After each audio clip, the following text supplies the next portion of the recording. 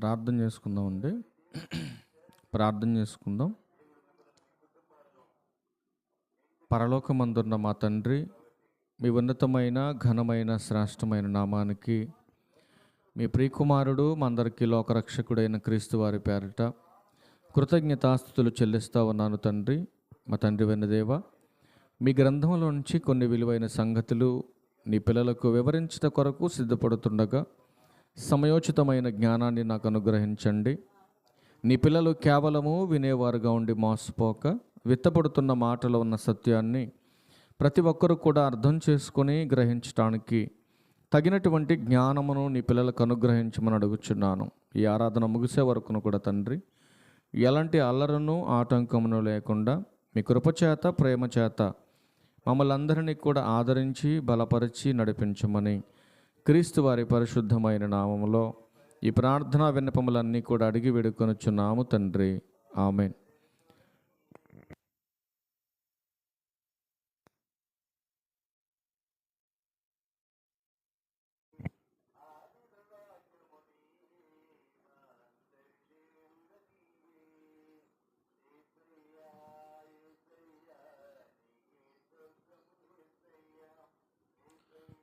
క్రీస్తునందు చేరువచ్చినటువంటి ప్రియులైన దేవుని పిల్లలందరికీ ప్రభు అయిన యేసుక్రీస్తు వారి పేరట మరొకసారి నా ప్రత్యేకమైన వందనాలు తెలియజేస్తూ ఉన్నాను. ప్రియులారా, ఈరోజు ఒక ప్రాముఖ్యమైన సంగతిని ఈ రీతిగా మనం నేర్చుకోవడానికి ఇంత గొప్పదైన భాగ్యాన్ని మనందరికీ అనుగ్రహించిన తండ్రి అయిన దేవునికి ప్రభు అయిన క్రీస్తు వారి పేరట నా కృతజ్ఞతాస్తుతులు చెల్లిస్తూ ఉన్నాను. ప్రియులారా, ఈరోజు ఒక చక్కటి ఆలోచనాత్మకమైన విషయాన్ని దేవుని గ్రంథంలో నుంచి మనం పరిశోధనతో కొన్ని విషయాలు మనం తెలుసుకుందాం. ప్రాముఖ్యమైన సంగతి ఏంటంటే, దేహాన్ని దేవుడు ఎందుకు ఇచ్చాడు, దాని గురించి కొన్ని ప్రాముఖ్యమైన సంగతులు మనం చూద్దాం. దేహాన్ని దేవుడు ఎందుకు ఇచ్చాడు?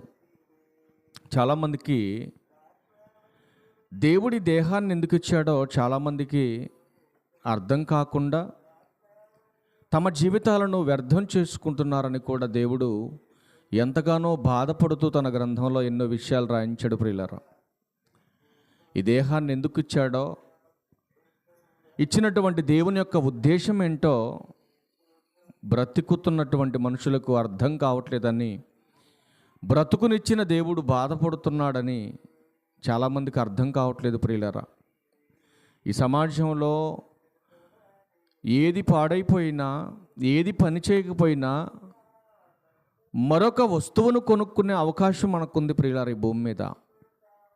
అవి మనం వాడుతున్నటువంటి వస్తువులను గురించి.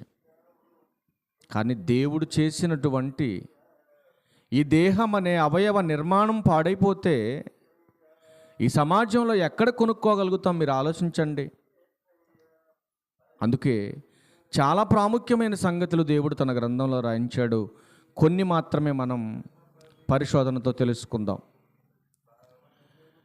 ఇచ్చాడు అని మాట్లాడుతున్నాడు అని అంటే, ఎవరికిచ్చాడు దేహాన్ని? దేవుడు ఎవరికిచ్చాడు? ఎవరైనా మనకి ఏదైనా ఒక వస్తువు ఇచ్చారనుకోండి, పలానా వ్యక్తి నాకు ఈ వస్తువు ఇచ్చాడు, పలానా వ్యక్తి నాకు ఇవి ఇచ్చారు అవి ఇచ్చారని మనం చెప్తూ ఉంటాం. కానీ దేహాన్ని దేవుడు ఎవరికిచ్చాడు? ఎవరికిచ్చాడు దేహాన్ని దేవుడు అని మనం బైబిల్ దగ్గరికి వెళ్ళి చూడగలిగితే, యేసుక్రీస్తు వారు ఒక చక్కటి మాట మాట్లాడినట్టుగా మన గ్రంథంలో చూద్దాం. ప్రియులారా, యేసుక్రీస్తు ప్రభు వారిని గురించి హెబ్రీయులకు రాసిన పత్రిక 10వ అధ్యాయం 5వ వచనంలో ఒకసారి మనం ఈ మాటను చూద్దాం. దేహాన్ని ఎవరికిచ్చారో ఎవరిచ్చారో కూడా మనం చూడాలి. కాబట్టి ఆయన ఈ లోకమందు ప్రవేశించినప్పుడు, ఆయన అనగా యేసుక్రీస్తు ప్రభువారు ఈ లోకానికి ప్రవేశించినప్పుడు ఇలాగు చెప్పుచున్నాడు, బలియు అర్పణయు నీవు కోరలేదు, కానీ నాకొక శరీరమును అమర్చితివి. అండర్లైన్ చేసుకోండి మాట, నాకొక శరీరమును అమర్చితివి అంటున్నాడు. శరీరం అంటే నేనా? మీరు ఆలోచించండి. ఆత్మ అంటే నేనా? యేసుక్రీస్తు ప్రభువారు మాట్లాడిన మాటలో ఉన్నటువంటి పరమార్థాన్ని మనం గమనించాలి. ఏమంటున్నాడు ఆయన? నాకొక శరీరమును అమర్చితివి అంటున్నాడు యేసుక్రీస్తు ప్రభువారు. ఇప్పుడు నేను అనగా ఆత్మనా దేహమునా? మీరు ఆలోచించండి. అంటే శరీరమా ఆత్మనా? నేనంటే ఎవరు? నేనంటే ఆత్మ. ఆత్మనైన నేను శరీరాన్ని ధరించకపోతే కనబడను కనుక, ఇప్పుడు కంటికి కనబడాలంటే రక్త మాంసాలు కలిగినటువంటి ఈ శరీరం అనే తొడుగు ఈ ఆత్మకు అవసరం. కనుక ప్రియమైన దేవుని వారులారా, ఆత్మనైన నాకు దేవుడు ఏమమర్చాడు? శరీరాన్ని అమర్చాడు అని యేసుక్రీస్తు ప్రభువారు మాట్లాడుతున్నాడు. అంటే ఈరోజు దేహాలు ధరించిన మనమందరం ఆత్మలమన్నమాట. ఆత్మలమైన మనం ఆత్మలకు తండ్రి అయినటువంటి దేవునిలో నుంచి వచ్చామన్న విషయాన్ని మనుషులు మర్చిపోయారండి. అందుకే ఈ దేహాన్ని దేవుడు ఎందుకు ఇచ్చాడో మనిషికి అర్థం కావాలి ప్రియులారా. లేదంటే తమ జీవితాలను వ్యర్థపరుచుకొని నాశనంలోకి వెళ్ళిపోతున్నారు చాలామంది. ఒక వస్తువు పాడైపోతే మరొక వస్తువు కొనుక్కునే అవకాశం భూమి మీద ఉంది. కానీ దేవుడు తయారు చేసినటువంటి ఈ అందమైన ఆకారాన్ని మనం పాడు చేసుకుంటే, ఒక కాలు ఇరిగిపోతే మరొక కాలుని ఎవడు తయారు చేయలేడు. ఒక చెయ్యి విరిగిపోతే మరొక చెయ్యిని ఎవడు తయారు చేయలేడు. ఒక పన్ను పోతే పన్ను చేయలేం, జుట్టు రాలిపోతే జుట్టు చేయలేం. మరి దేవుడిచ్చిన ఈ అందమైన ఆకారాన్ని మనిషికి అర్థం కాక వ్యర్థంగా పాడు చేసుకుంటున్నాడు. లక్షల రూపాయలతో కొన్న వస్తువు పాడైనా మరొక గొప్ప వస్తువుని మరొక కంపెనీ వాడి దగ్గర మనం కొనగలుగుతాం. కానీ ఈ ఆకారాన్ని, ఈ దేహాన్ని మనం పాడు చేసుకుంటే, దీని విలువ తెలియక మనం మనకు నచ్చినట్టుగా మనం బ్రతికితే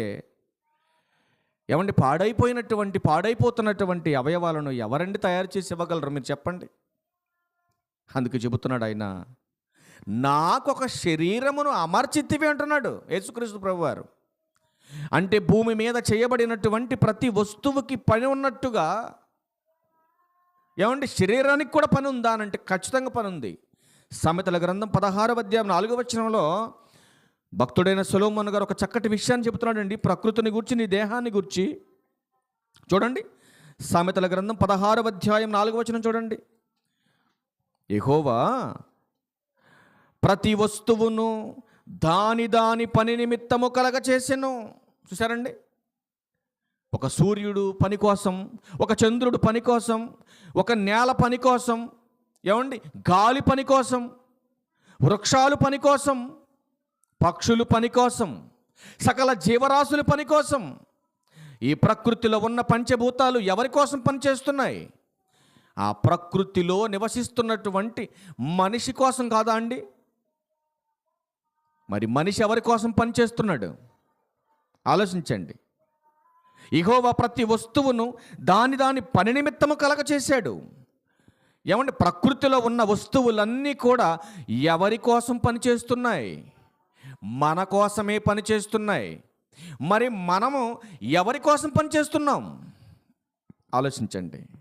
అందుకే అంటున్నాడు కదా, అందరూ దేవుని యొక్క మహాజ్ఞానాన్ని తెలుసుకోవాలి, దేవుని గొప్పతనాన్ని తెలుసుకోవాలి. ఈ దేహాన్ని ఎందుకు ఇచ్చాడు చూడండి. మనకు నచ్చినట్టుగా బ్రతకడానికి కాదండి ఈ దేహాన్ని ఇచ్చింది. కొరింథీయులకు రాసిన మొదటి పత్రిక 6వ అధ్యాయం. అసలు ఈ దేహాన్ని ఎందుకు ఇచ్చాడు చూడండి. కొరింథీయులకు రాసిన మొదటి పత్రిక 6వ అధ్యాయం చూద్దాం ఒకసారి. దేహాన్ని ఎందుకు ఇచ్చాడు చూడండి. కొరింథీయులకు రాసిన మొదటి పత్రిక 6వ అధ్యాయం 19వ వచనం. ఈ దేహాన్ని ఎవరిచ్చారో చూడండి. మీ దేహము దేవుని వలన మీకు అనుగ్రహింపబడింది. ఈ దేహాన్ని మన అమ్మ చేయలేదండి. ఈ దేహాన్ని మన నాన్న చేయలేదు.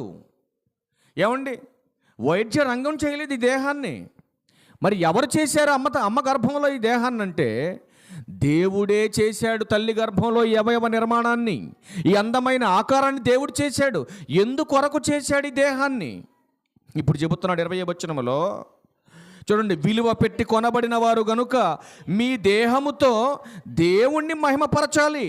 దేవుణ్ణి మహిమపరచడం కొరకే దేవుడు ఈ దేహాన్ని దయచేశాడు నీకు. ఈ దేహాన్ని నీకు ఇచ్చాడు దేవుడు.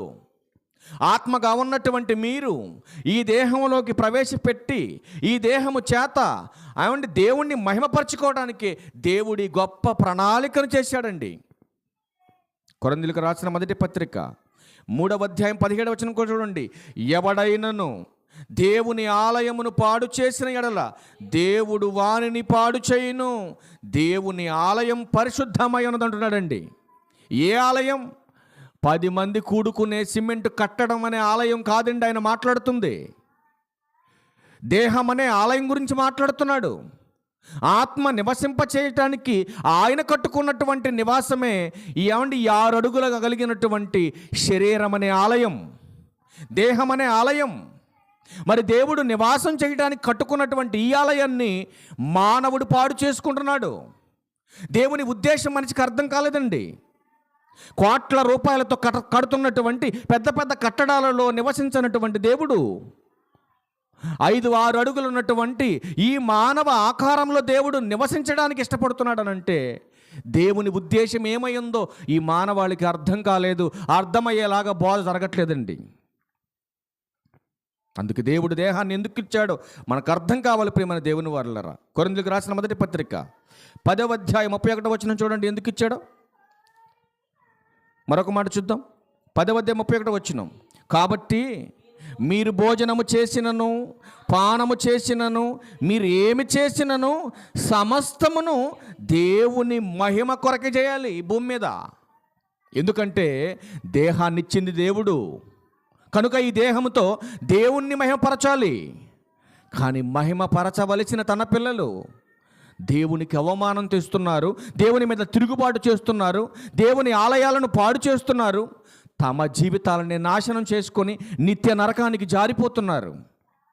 అందుకే అంటున్నాడు, నాయన ఈ దేహాన్ని ఎందుకు ఇచ్చానో నీకు అర్థం కావాలంటున్నాడండి. నీకు అర్థం కావాలంటున్నాడు.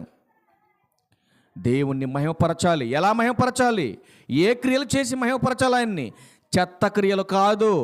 మరి ఏ క్రియలు చేయాలి? ఎఫెసీయులకు రాసిన పత్రిక 2వ అధ్యాయం 10వ వచనం. మరియు వాటి యందు మనము నడుచుకొనవలెనని దేహమిచ్చిన దేవుడు చెబుతున్నాడు. దేహమిచ్చిన దేవుడు చెబుతున్నాడు. వేటి యందు మీరు నడుచుకోవాలో కూడా దేవుడే చెబుతున్నాడండి.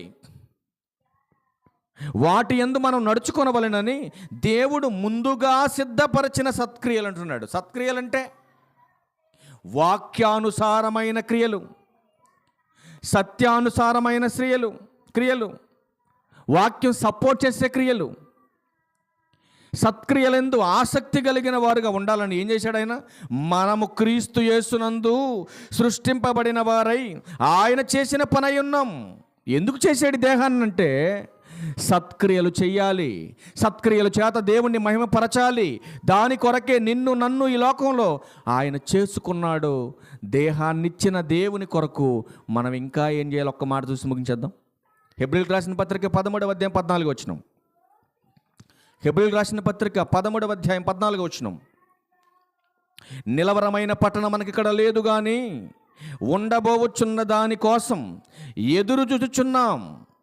దేహాన్నిచ్చిన దేవుణ్ణి మహిమపరుస్తూ సత్క్రియలు చేస్తూ నిలవరం కానటువంటి ఈ భూమి మీద నిలవరమైన పట్టణం కోసం మనం ఎదురు చూడాలి. ఎందుకు ఎదురు చూడాలి?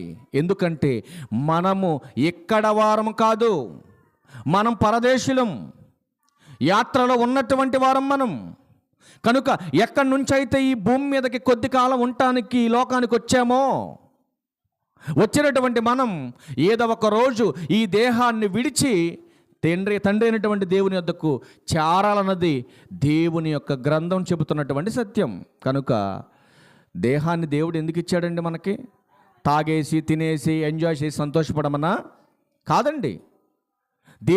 దేవుడు కోరుతున్నట్టుగా మనము గనక మన దేహాన్ని వినియోగించగలిగితే నిష్ప్రయోజనం అన్నటువంటి ఈ శరీరానికి మహిమ వస్తుంది. కనుక దేహం విలువ అర్థం కాకపోతే ఆత్మ నరకానికి జారిపోతుందని ప్రతి ఒక్కరూ కూడా అర్థం చేసుకొని వాక్యానుసారంగా మీ దేహాన్ని దేవునికి సజీవయాగంగా సమర్పించాలని ప్రభువైన క్రీస్తు వారి పేరట మిమ్మల్ని హెచ్చరిస్తున్నాను. నేను హెచ్చరించుకుంటూ ఈ నా మాటలు ముగిస్తాను. అందరికీ వందనాలు. Thank you.